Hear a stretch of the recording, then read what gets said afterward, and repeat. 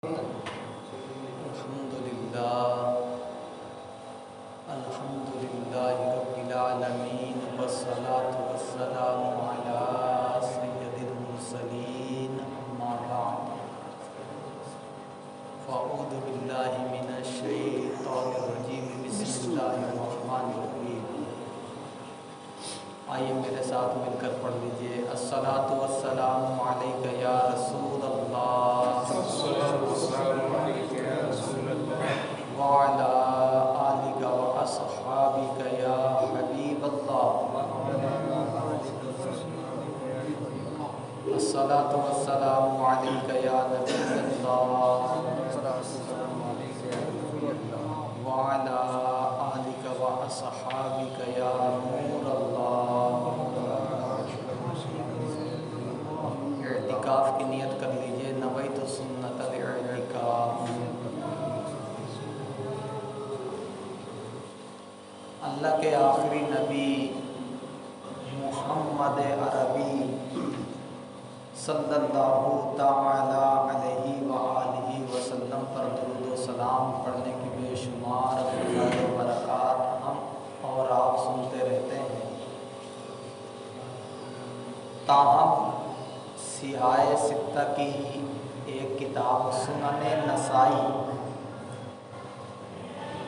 में लिखी हुई दुरूद पाक की एक फजीलत सुनिए। हज़रत अनस बिन मालिक रज़ी अल्लाह ताला अन्हु रिवायत करते हैं कि अल्लाह के आखिरी नबी मक्की मदनी सल्लल्लाहु ताला अलैहि व आलिहि वसल्लम ने इरशाद फरमाया कि जिसने मुझ पर एक बार दुरूद पाक पढ़ा अल्लाह ताला उस पर 10 रहमतें नाजिल फरमाता है, 10 गुनाह मिटाता है और 10 दराजात बुलंद फरमाता है। एक मरतबा झूम झूम कर दुरूद पाक पढ़ने।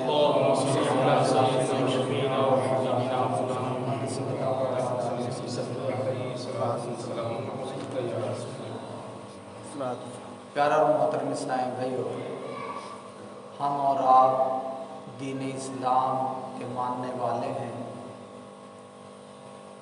और दीन इस्लाम दुनिया का वो वाहिद मज़हब है, अकेला मज़हब है कि जिसके बराबर दुनिया का कोई भी मज़हब, कोई भी दीन नहीं है। इस दीन की बेशुमार खुसूसियात किताबों में दर्ज की गई हैं। उन्हीं में से एक खुसूसियत ये भी है कि हमारे और आपके नबी, आखिरी नबी मुहम्मद अरबी सल्लल्लाहु ताला अलैहि व आलिहि वसल्लम ने इरशाद फरमाया, अल्लाह ताला ने किसी नबी के दीन का नाम अपने नाम पर नहीं रखा, सिर्फ मेरे दीन के। और किसी उम्मत का नाम अल्लाह ताला ने अपने नाम पर नहीं रखा, सिर्फ मेरी उम्मत के। फिर फरमाया, अल्लाह मुस्लिम है, मेरे दीन का नाम इस्लाम रखा और मेरे मानने वालों का नाम मुस्लिम रखा। अल्लाह मुमिन है, मेरे दीन का नाम ईमान रखा और मेरे दीन के मानने वालों का नाम मुमिन रखा। और आप हज़रत मूसा अलैहिस्सलाम की उम्मत को देख लीजिए, बनी इसराइल। हज़रत ईसा अलैहिस्सलाम की उम्मत को देख लीजिए, ईसाई। लेकिन हमारे नबी अलैहिस्सलाम के दीन और हमारे नबी अलैहिस्सलाम के उम्मतियों की ये शान है कि अल्लाह ताला ने इनका नाम अपने नाम पर रखा। दीन इस्लाम कैसे शुरू हुआ और कैसे तरक्की पाता गया,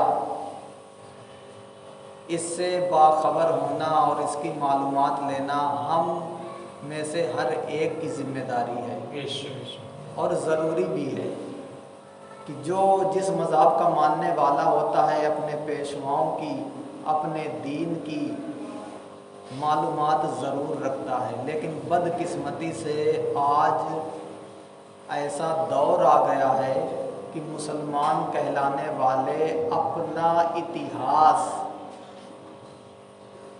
اپنی تاریخ ہی نہیں جانتے۔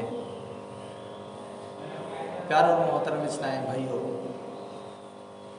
آج چند کلمات میں آپ کے سامنے رکھوں گا کہ دین اسلام کی اشاعت، دین اسلام کا فروغ اور دین اسلام کیسے بڑھا، دین اسلام کو آگے بڑھانے میں کن کا کردار رہا، کنہوں نے قربانیاں دیں، کیسے یہ دین اسلام ہم تک پہنچا۔ تو انہی میں سے ایک شخصیت کا نام سر فہرست ملتا ہے، یعنی سب سے اوپر، جن کا نام ابو بکر صدیق رضی اللہ تعالیٰ عنہ ہے۔ آپ خلیفۃ المسلمین ہیں، مسلمانوں کے پہلے خلیفہ ہیں، اور نبی اکرم شاہ بنی آدم صلی اللہ تعالیٰ علیہ وآلہ وسلم کے ظاہری وفات فرمانے کے بعد سب سے پہلے مسلمانوں کے خلیفہ بنائے گئے، اور ان کے بیان کرنے کا مقصد یہ ہے کہ آنے والی 15 تاریخ، آج جمعہ ہے، کل سنیچر، پرسوں اتوار کو عرس صدیق اکبر ہے۔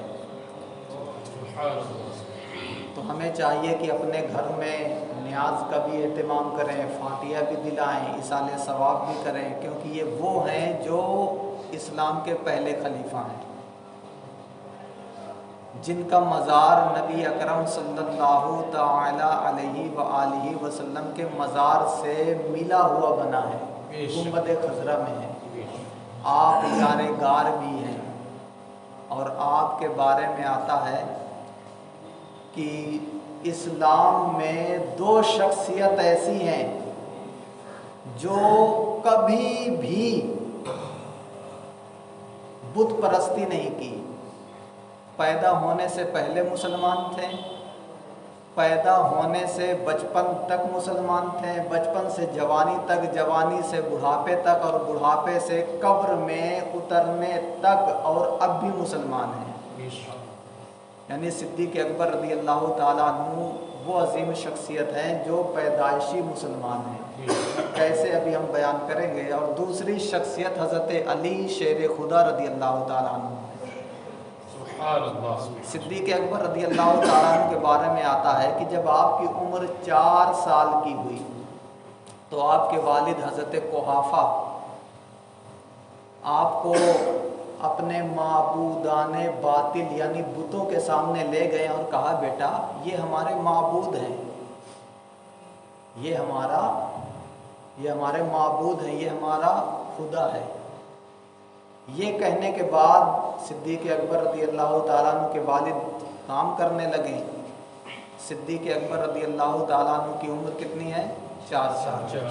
4 سال بچے کے اندر کتنی تمیز ہوتی ہے، بولنے کا صحیح سے سلیقہ نہیں آتا تو سمجھنے کا سلیقہ کہاں سے آئے گا۔ لیکن صدیق اکبر رضی اللہ تعالیٰ عنہ کے اندر اللہ تعالیٰ نے وہ ذہانت، وہ فطانت رکھی تھی کہ 4 سال کی عمر میں آپ اس بت کو مخاطب کر کے کہتے ہیں، تو میرا معبود ہے،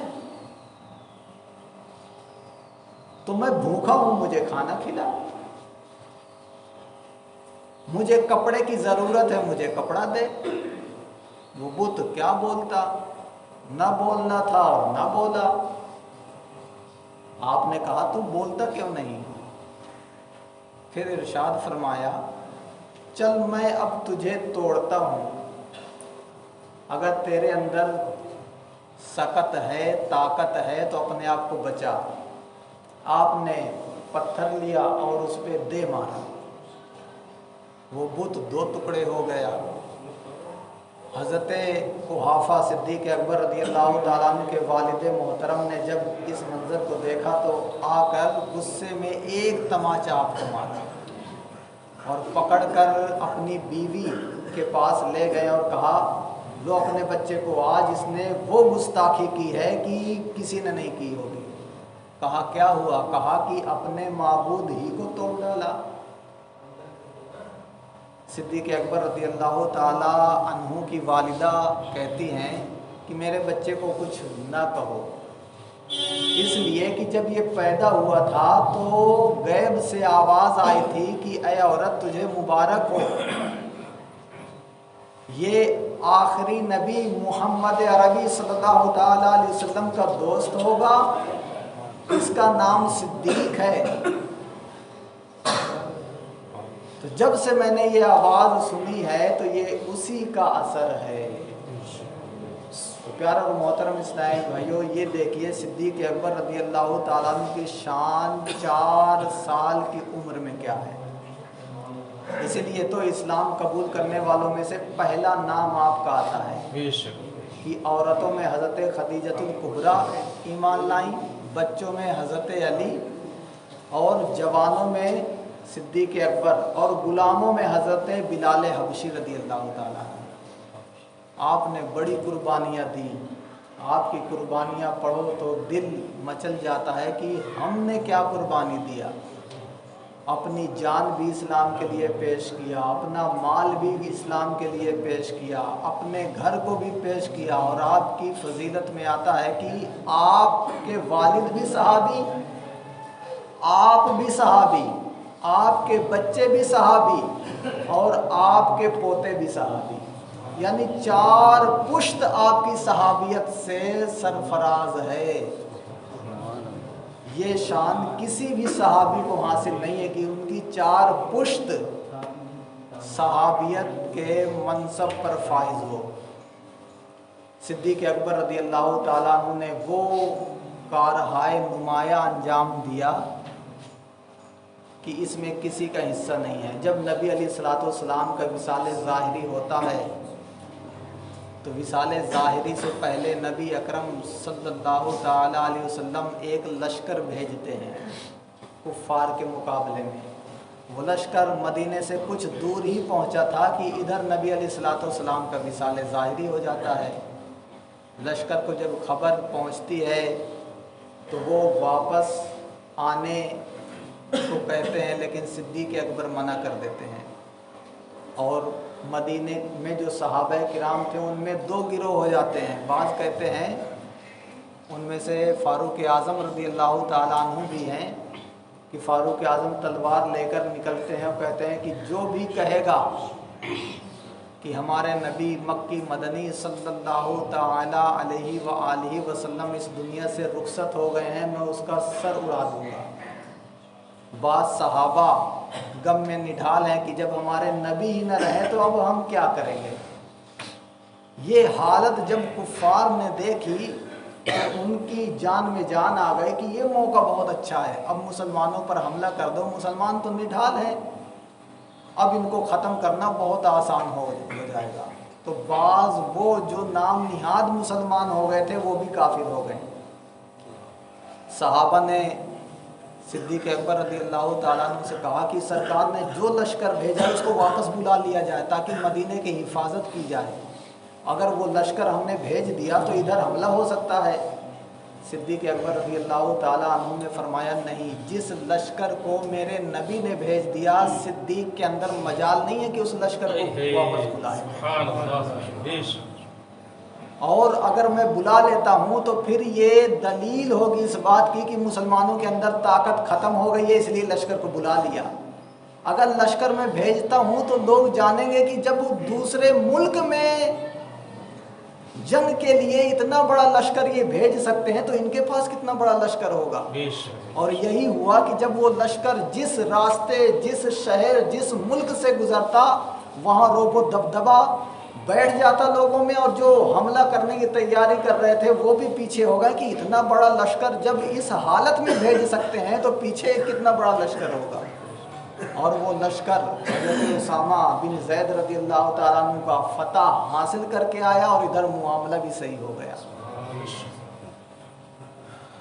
تو کتابوں میں لکھنے والے مصنفین لکھتے ہیں کہ یہ وہ وقت تھا کہ سرکار کی امت ڈگمگا رہی تھی، کشتی ڈوبنے کے قریب تھی، لیکن امت کو صدیق اکبر رضی اللہ تعالیٰ عنہ نے بچا لیا۔ پیارا اور محترم اسلام بھائیو، ایسے بڑے محسن کا احسان ہمیں نہیں بھولنا چاہیے۔ اور امام اعظم رضی اللہ تعالیٰ عنہ کے زمانے میں اہل سنت کی نشانی ہی یہی تھی، شیخین کو فضیلت دینا، ختنین سے محبت کرنا اور مسح علی الخفین کو جائز سمجھنا۔ شیخین بولتے ہیں صدیق اکبر فاروق اعظم کو، شیعہ لوگ کہتے ہیں کہ حضرت علی افضل ہیں، ہم اہل سنت والجماعت کہتے ہیں حضرت علی کا چوتھا نمبر ہے۔ صدیق اکبر اور فاروق اعظم ان کو شیخین کہتے ہیں، سب سے پہلے صدیق اکبر کا نمبر ہے، پھر فاروق اعظم کا۔ اور ختنین مانے ہوتا ہے داماد، اور نبی علیہ الصلوۃ والسلام کے دو داماد ہیں، حضرت عثمان غنی اور حضرت علی، تو ان سے محبت کرنا۔ اور مسح علی الخفین، جو چمڑے کا موزہ ہوتا ہے اس کو پہن کر آپ وضو کرنے کے دوران پاؤں نہ دھلیے بلکہ اس کے اوپر مسح کر لیجئے تو آپ کا وضو ہو جائے گا۔ امام اعظم کے دور میں لوگ کہتے تھے کہ موزوں پر مسح کرنا جائز نہیں ہے، تو آپ نے اہل سنت والجماعت کی یہ نشانی بیان کی۔ آپ یہ کتاب دیکھ رہے ہیں فقہ اکبر، امام اعظم کی یہ 1300 سال پرانی کتاب ہے، 1300 سال پرانی، عقائد کے موضوع پر ہے، اور آپ نے اسی میں لکھا ہے اہل سنت والجماعت کی 3 نشانیاں۔ اللہ تعالیٰ پر ایمان کیسے لانا چاہیے، اللہ تعالیٰ کو اللہ کیوں کہتے ہیں، اللہ تعالیٰ بندوں کا خالق ہے تو اس کے افعال کا خالق کون ہے، جیسے ہم کھاتے ہیں پیتے ہیں۔ تو امام اعظم کے دور میں کئی فرقوں نے سر اٹھایا، اور کسی نے کہا جو کبیرہ گناہ کر دے گا، جھوٹ بول دے گا، زنا کر لے گا کافر۔ کسی نے کہا نہیں کافر بھی نہیں ہے مسلمان بھی نہیں ہے، بیچ میں ہے۔ کسی نے کہا کہ اگر کسی نے زنا کر لیا تو وہ جہنم میں جائے گا۔ ایک فرقہ مرجیہ آیا، اس نے کہا کہ جو ایمان لے آئے اگرچہ کچھ اعمال نہ کرے اللہ پر واجب ہے کہ اس کو جنت دے، اور جس نے گناہ کیا اللہ پر واجب ہے کہ جہنم میں ڈالے۔ ایک فرقہ آیا مشبہہ، اس نے کہا کہ اللہ تعالی ہمارے جیسا جسم رکھتا ہے۔ یعنی بے شمار فرقوں نے سر اٹھایا۔ اس دور میں امام اعظم نے یہ فقہ اکبر لکھی تھی اور ان کا کاٹ کیا اور کہا کہ اللہ تعالیٰ جسم سے پاک ہے، اللہ تعالیٰ پر کوئی چیز واجب نہیں ہے کہ اللہ تعالیٰ یہ کرے ہی کرے، بلکہ اللہ تعالیٰ جو چاہے کرے۔ کسی نے کہا اللہ تعالیٰ جھوٹ بول سکتا ہے، اس کا بھی آپ نے رد فرمایا۔ تو یہ 1300 سال پرانی کتاب تھی، لیکن اردو میں نہیں تھی، عربی میں تھی۔ الحمدللہ میں نے اس کا اردو میں ترجمہ کیا، سوال کے مطابق میں نے اس کی تشریح بھی کی، اور یہ الحمدللہ اب منظر عام پر آ چکی ہے۔ سبحان اللہ۔ یہ ہر حنفی کے گھر میں ہونا چاہیے اپنے امام اعظم کی کتاب۔ ہم امام اعظم کے ماننے والے ہیں، اب امام اعظم کے ماننے والے ہیں تو امام اعظم کی کوئی کتاب دکھائیے صاحب، کتاب نہیں ہے۔ تو یہ الحمدللہ اب آ گئی ہے، اور بڑی خوبصورت انداز میں بھی چھاپنے کی کوشش کی گئی ہے۔ اس کا ہدیہ 200 ہے، لیکن یہاں پر ملے گا 100 روپے۔ تو اس میں عقائد کے بارے میں معلومات ہے، اور بہت عمدہ کتاب ہے، پڑھنے سے تعلق رکھتی ہے۔ ایک مسلمان کو کیسا ہونا چاہیے، اللہ تعالیٰ کے بارے میں کیسا عقیدہ رکھنا چاہیے، انبیاء کے بارے میں کیسا عقیدہ رکھنا چاہیے۔ پھر امام اعظم سے لے کر آج تک جو امت میں 73 فرقے پیدا ہوئے ہیں، ان 73 فرقوں کی مختصر معلومات بھی ہے کہ کون سا فرقہ کب بنا، ان کے عقائد کیا ہیں، وہ سب اس میں ہیں۔ اور دوسری کتاب میں نے لکھی ہے، یوں تو میری کتاب الحمدللہ 30 کتابیں ہو گئی ہیں، اب تک میں نے 30 کتابیں لکھی ہیں، تو یہ 2 کتابیں ابھی شائع ہوئی ہیں. یہ ہے خطبات مصطفائی و خطبات شفیقی. اس میں کیا ہے؟ اس میں ہے بیانات نبی علیہ الصلوۃ والسلام کے موضوع پر، دین اسلام کے موضوع پر، امت کے موضوع پر، اللہ تعالیٰ کے بارے میں ہمیں کیسا ایمان رکھنا چاہیے اس کے موضوع پر، گناہوں سے بچنے کے موضوع پر. آج کل ڈھونگی پیر بھی بہت ہو گئے ہیں، تو پیر کو کس طرح جانچا جائے کہ یہ صحیح پیر ہے یا غلط پیر ہے، وہ بھی لکھا ہوا ہے. پھر اس میں یہ ہے کہ ہمارے نبی کے 2 نام ہیں، ایک احمد ایک محمد. آسمانوں میں احمد، زمین میں محمد. اس کا الٹ کیوں نہیں کر لیا گیا کہ سرکار کا نام آسمانوں میں محمد رکھ دیا جاتا، زمین میں احمد رکھ دیا جاتا؟ پھر سرکار کا نام محمد ہی کیوں رکھا گیا، احمد ہی کیوں رکھا گیا؟ اس کی بہترین وضاحت اس کتاب میں موجود ہے. 450 صفحات کی یہ کتاب ہے، اور یہ کتاب اسلام بھائی کو پڑھنا چاہیے، لیکن ہندی میں نہیں ہے ابھی. انشاءاللہ نیت ہے کہ ہندی میں بھی اس کو ہم لائیں گے. لیکن یہ کتاب ایک امام کے لیے بہت ضروری ہے، کیونکہ اس سے جب بیان کریں گے تو اس سے بہت عوام کو فائدہ ہوگا. رقت انگیز بیان ہے، یعنی ایسے بیان ہے کہ عوام رونے لگے گی، اور جو پڑھے گا وہ بھی انشاءاللہ اشک بار ہو جائے گا. جیسے بعض مسجدوں میں ہوتا کیا ہے کہ کرامات اولیاء بیان ہوتا ہے تو بس پورا سال کرامات اولیاء ہی پر بیان ہوتے رہتے ہیں. بعض ائمہ حضرات ایسے ہیں کہ ان کو بیان ہی نہیں ملتے کہ اب میں کیا بیان کروں، 2 سال سے بیان کرتا آ رہا ہوں، اب کیا بیان کروں. تو ان اماموں تک یہ پہنچانے کی ضرورت ہے کتاب، تاکہ وہ اس سے بیان کریں گے تو عوام کی اصلاح ہوگی. جیسا کہ آپ یہاں سنتے ہوں گے، ایک ٹاپک پہ بیان ہو گیا تو پھر دوبارہ بہت مشکل ہے کہ نمبر آئے. ابھی میرے پاس اتنے موضوعات ہیں کہ میں پوری زندگی بھی کروں تو ختم نہیں ہوگا.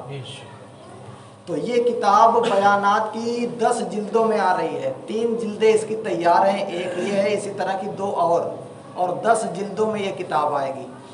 تو میرا ذہن یہ ہے کہ یہ دونوں کتاب، یہ 200 روپے کی ہے، فل ریٹ 400 ہے، لیکن ہاف ریٹ میں ملے گا 200 روپیہ، اور یہ 100 روپیہ، 300 روپیہ.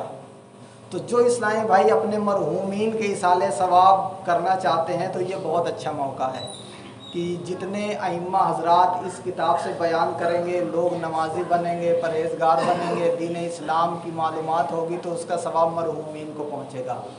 تو میری آپ سے عرض ہے کہ نماز کے بعد ملاقات کیجیے. ہر اسلامی بھائی جس کو اللہ نے نوازا ہے اپنے مرحومین کی جانب سے 5 کتابیں اماموں کو تحفے میں دینے کی نیت کر لے.